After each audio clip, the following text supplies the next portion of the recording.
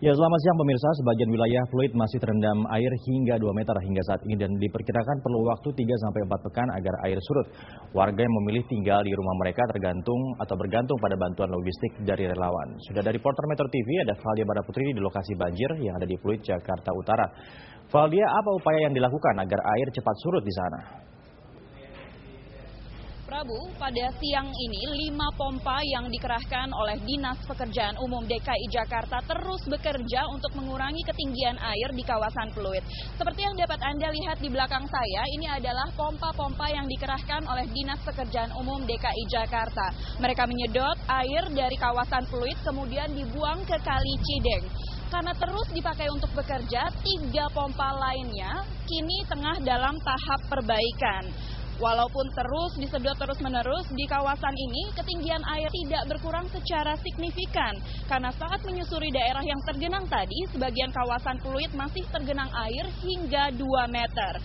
Tempat yang paling dalam ketinggian airnya yakni di Jalan Pluit Murni 1, 2, dan 3. Sementara di Jalan Pluit Permai Raya, Pluit Kencana, hingga Jalan Raya Pluit Utara yang merupakan tempat dari PLTU Muara Karang, hingga kini ketinggian airnya masih berkisar antara 1 meter hingga 1,5 meter. Sementara itu posko-posko relawan di sini hanya menampung bantuan logistik, jadi tidak ada yang dijadikan tempat untuk pengungsian. Karena warga di sini lebih memilih mengungsi ke rumah sanak saudara mereka atau bahkan keluar Jakarta. Namun sebagian dari warga di kawasan Pluit yang tergenang air ini saat ini masih bertahan di rumah mereka. Karena mereka khawatir akan ancaman penjarahan jika mereka tinggalkan harta benda mereka. Walaupun kemarin polisi telah menangkap 7 orang tersangka, juga telah menyatakan bahwa tidak ada penjarahan di kawasan Pluit.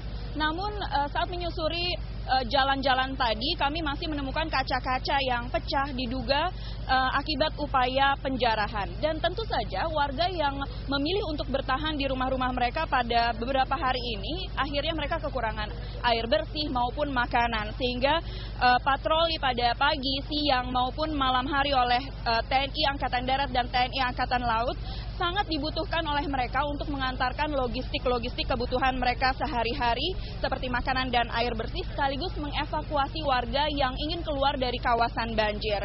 Menurut warga di sini, berdasarkan pengalaman banjir pada tahun 2002-2007, banjir di sini jika ketinggian banjir seperti ini maka membutuhkan waktu yang cukup lama untuk surut antara 3 hingga 4 minggu.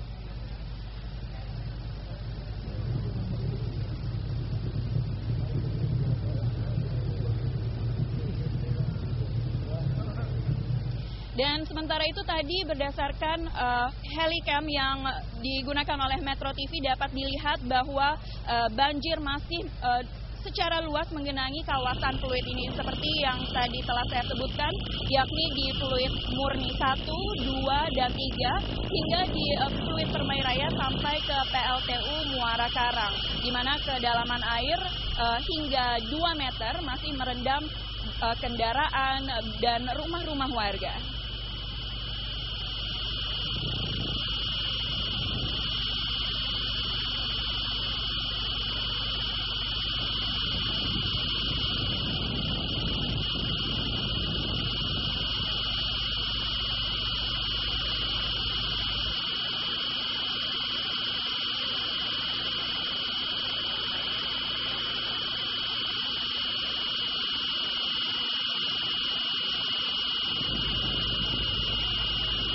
Demikian Prabu, kembali ke studio. Oke Valdia, sebentar itu pemirsa selama 5 hari terakhir Sekolah Menengah Pertama Permai dijadikan posko banjir sehingga kegiatan belajar mengajar untuk sementara dihentikan. Sudah dari reporter Metro TV ada Widya Saputra yang akan melaporkan kondisi terakhir di Penjaringan Jakarta Utara. Bagaimana kondisi di pengungsian sana, Widya? Iya, terima kasih Prabu. Sebelum saya berbicara tentang SMP yang menjadi tempat penampungan korban banjir, saya akan update dulu kondisi terakhir di Gedong Panjang Penjaringan. Air semenjak tadi saya berada di sini pukul 6 pagi tidak ada progres berarti. Air juga masih tetap tinggi di angka sekitar 50 sampai 60 cm. Belum ada progres berarti untuk turunnya air. Sementara para warga juga melakukan aktivitas seperti biasa. Ada beberapa sarana transportasi yang terputus seperti busway, dan mereka tetap mencari jalan alternatif untuk mencapai transportasi umum untuk menjalankan kegiatan sehari-hari.